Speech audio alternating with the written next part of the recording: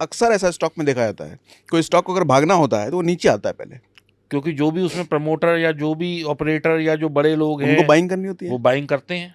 क्योंकि जो छोटा स्टॉक है जी तो उसको नीचे लाना आसान है। बिल्कुल।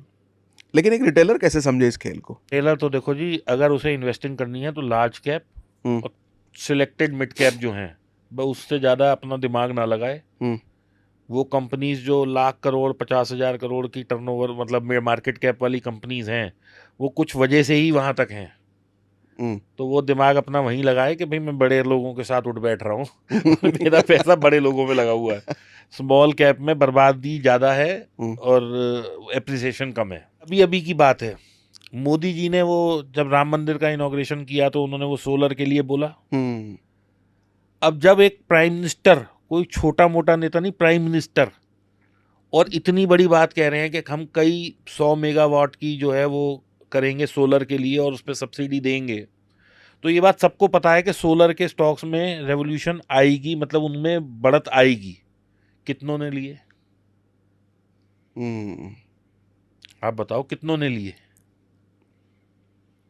स्क्रैपेज पॉलिसी आई, हम्म सबको पता था हर कंपनी की डिमांड बढ़ेगी क्योंकि गाड़ियां स्क्रैप होंगी, नई गाड़ियां बिकेंगी। कितनों ने इस न्यूज़ को कैश किया?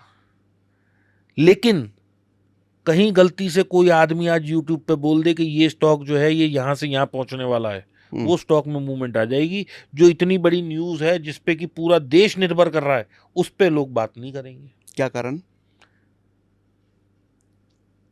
कारण इसका ये है कि जो लोगों की सोच है वो हमेशा ग्रीड की तरफ है। हम्म अभी कल ही मैं एक रिपोर्ट पढ़ रहा था, शायद मनी कंट्रोल पे पब्लिश हुई है,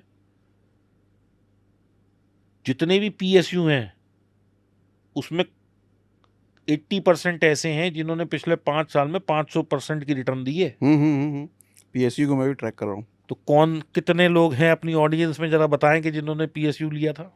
हम्म अभी एक न्यूज़ और है, हम्म इसको भी लोग कैश नहीं कर पा रहे हैं जबकि लोगों को कैश करना चाहिए, हम्म और मैं उसका रेलेवेंस देता हूं। हम्म अभी आरबीआई जो है कुछ 1 लाख करोड़ का डिविडेंड देने वाला था, जो कि अब 2.5 लाख करोड़ का दे रहा है या 2 पॉइंट कुछ लाख करोड़ का दे रहा है।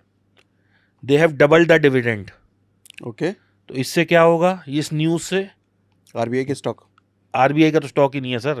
आरबीआई के स्टॉक नहीं है? नहीं, जो ओके। इंडिया का वो है करंट अकाउंट डेफिसिट, वो कम होएगा क्योंकि 1 लाख करोड़ एक्स्ट्रा आ रहा है। ओके। 2 लाख करोड़ जब गवर्नमेंट के पास आएगा तो गवर्नमेंट क्या करेगी? उसका कैपेक्स बढ़ेगा। कैपेक्स मतलब कैपिटल एक्सपेंडिचर। सड़कों के स्टॉक जाएंगे ऊपर, सोलर के स्टॉक जाएंगे, ईवी के स्टॉक जाएंगे, क्योंकि ये जब चीजें, वो गवर्नमेंट पैसा कहाँ लगाएगी? 1 लाख करोड़ जो एक्स्ट्रा, 1 लाख करोड़ कोई चने मुरमुरे नहीं है। तो इससे क्या होता है? 2 लाख करोड़ का डिविडेंड आ रहा है, तो ये पैसा इंफ्रास्ट्रक्चर में खर्च होगा। तो इंफ्रा के शेयर्स, इंफ्रा के सारे शेयर भागेंगे, सीमेंट के शेयर भागेंगे। आप सड़क बनाओ तो सीमेंट लगना है, आप रोड मतलब पुल बनाओ तो सीमेंट लगना है, आप मेट्रो बनाओ तो सीमेंट लगना है। कल को मैं कहता हूं मोदी जी ने पार्लियामेंट जैसी कोई और 5 बिल्डिंग बनाई तो भी तो सीमेंट लगना है। कंस्ट्रक्शन में लोहा लगेगा। तो ये आप इसकी वो देखें, मतलब अच्छा इससे क्या होगा? गवर्नमेंट की सैलरीज बढ़ेंगी, गवर्नमेंट की सैलरीज बढ़ेंगी, ऑटोमोटिव बढ़ेगा, एफएमसीजी के स्टॉक बढ़ेंगे, क्योंकि जो भी सरकारी आदमी है जब उसको एरियर मिलता है तो वो स्पेंडिंग उसकी बढ़ जाती है। राइट। तो न्यूज़ को कैसे प्ले करते हैं लोगों को पता ही नहीं है। ये जो मार्केट में इतनी तेजी आ रही है 4-5 दिन से, ये एक्चुअल कारण इसका क्या है? कुछ तो शॉर्ट कवरिंग भी हो रही है, कुछ इलेक्शन प्ले भी है, लेकिन कुछ एक वो आरबीआई का डिविडेंड भी है जिसको लोग प्ले नहीं कर रहे। ओके। तो हमें ना अपना दिमाग, अपना सब चीज बिल्कुल, मैं ये कहता हूं कि वैसे न्यूज़ नहीं देखनी चाहिए, लेकिन कुछ इस तरह की न्यूज़ हो तो उसको इग्नोर भी नहीं करना चाहिए।